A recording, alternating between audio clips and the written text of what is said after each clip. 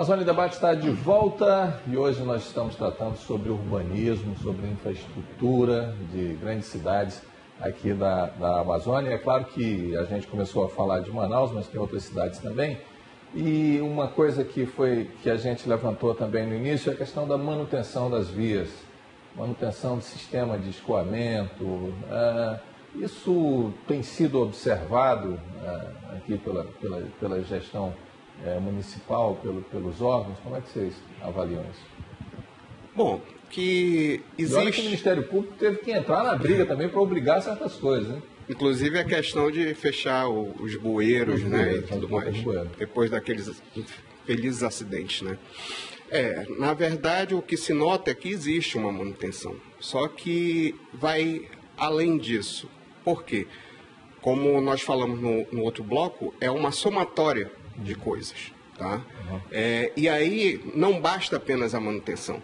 O que tem acontecido muito, por questões das poças, inclusive, se recapeia, eleva-se o nível da via, que inclusive às vezes fica no nível da calçada. E aí a poça se forma na via e na calçada também, entendeu? Então é necessário que se faça um trabalho, digamos, eu acho que mais apurado, né, de não só apenas o recapeamento, e sim a reconstrução da própria via, principalmente as principais, que não são muitas, né?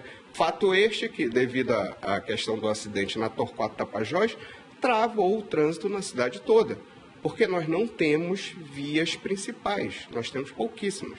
Torquato Tapajós é um eixo norte-sul, temos agora a questão da Avenida das Flores, certo? E somente.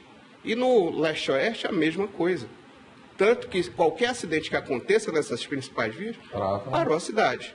Aquele acidente que teve aqui na Avenida Jornalista Humberto Calderaro Filho, é um exemplo. A carreta virou e pronto, travou a cidade durante 3, 4 horas. Impressionante isso. Né? Exatamente. Falando nisso, esses cruzamentos, esses viadutos, também alagaram, Marco Aurélio? Exatamente. É manutenção, que o Pedro estava falando. Eu acho que a prefeitura provavelmente deve ter uma política de manutenção de limpeza da rede de drenagem, mas eu acho que é insuficiente ainda para o volume de água que cai em Manaus e volume de lixo que se acumula na rua. Nós temos o péssimo hábito, nós, população amazonense, temos o péssimo hábito ainda de jogar muito lixo na rua. Entendeu? E não basta só a prefeitura fazer limpeza, varreção, como faz, com certa eficiência, inclusive, mas ainda assim, com as chuvas intensas que caem na cidade, é carreado muita matéria sólida para dentro da rede de drenagem, Cristóvão.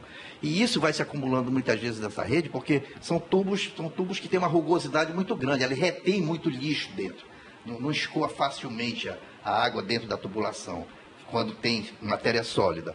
Então você vai acumulando ali galhos, garrafa PET, copo descartável, sabe? O copo descartável, por exemplo, é uma praga para acumular dentro da rede de drenagem. Então, a prefeitura eu acho que teria que intensificar muito mais a sua política de manutenção. Claro que a política de expansão da rede de drenagem é uma necessidade, mas a manutenção da rede é essencial.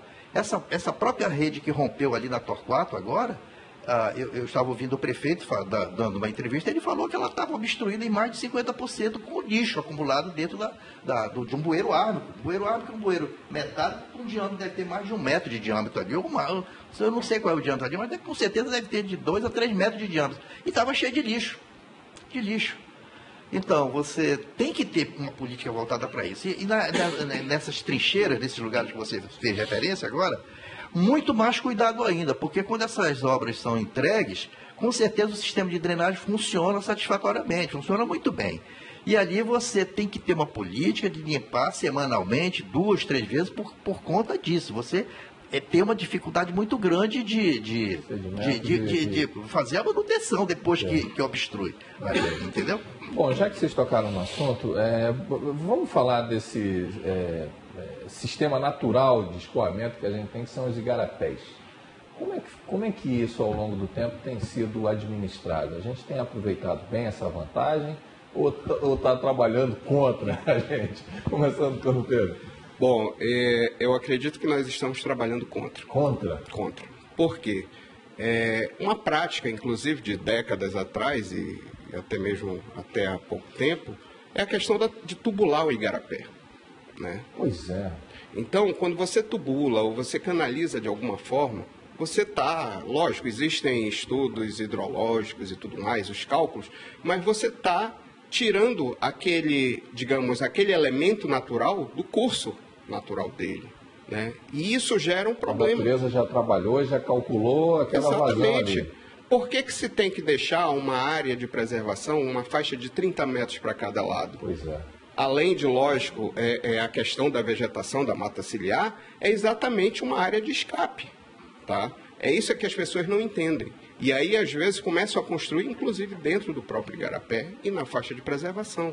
E vai cada vez mais reduzindo o canal e tudo mais, e acabam esses problemas. Mas a gente percebe mais isso nesses gargalos, como você falou que aconteceu lá na Constantino e outros lugares que estouravam a cidade também.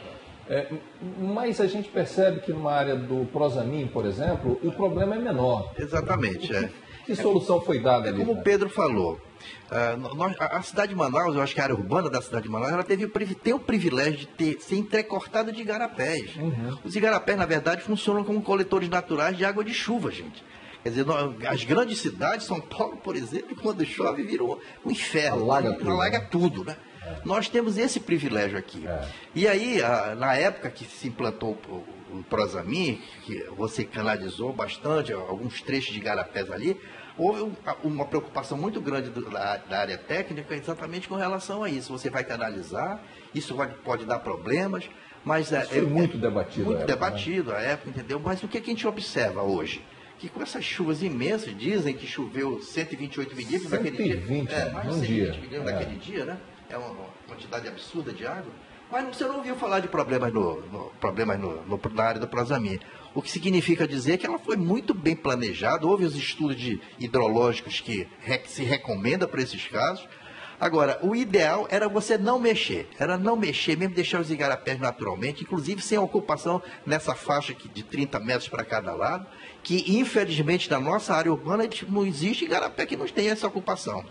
Isso é um problema para a prefeitura, para o poder público, porque isso custa muito dinheiro você tirar a população dessas áreas, que com certeza deve estar algumas centenas de pessoas, ou milhares mesmo desses que você falou, em área de risco, que sofrem, que quando alaga você eleva, claro, o leito do canal, e aí você atinge logo essas casas. Então, é uma preocupação muito grande você ter isso. Senhora, a gente vai ter que fazer mais um intervalo, e na volta, no nosso último bloco, eu queria que a gente falasse um pouquinho mais sobre saneamento básico, e um pouquinho mais sobre esse conceito de sustentabilidade de uma cidade construída no meio da maior floresta do planeta. Pode ser? Ok. O Amazônia Debate volta já.